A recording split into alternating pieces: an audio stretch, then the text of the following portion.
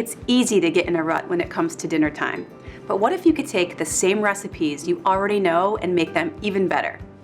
The tips I'll show you in this recipe can make every weeknight dinner better and more delicious. You might be thinking that adding salt or seasonings is the only way to add flavor to your food.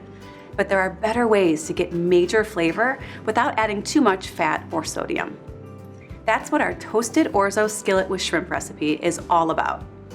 I make this recipe for my family all the time, and the simple skills like searing shrimp, sweating aromatics, and toasting orzo add deep and delicious flavor to this great everyday meal.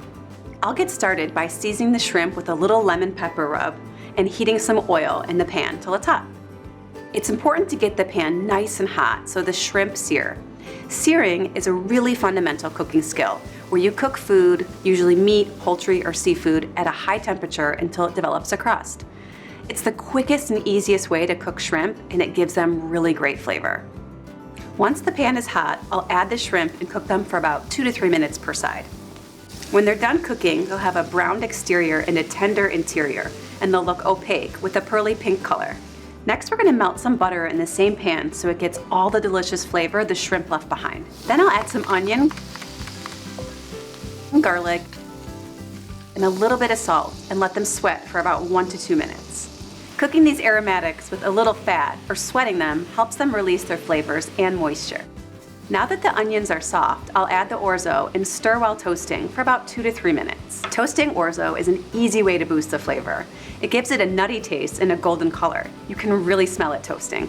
Now I'll add the broth and peas and bring it to a simmer. You're going to see the liquid being absorbed into the orzo when it's cooking.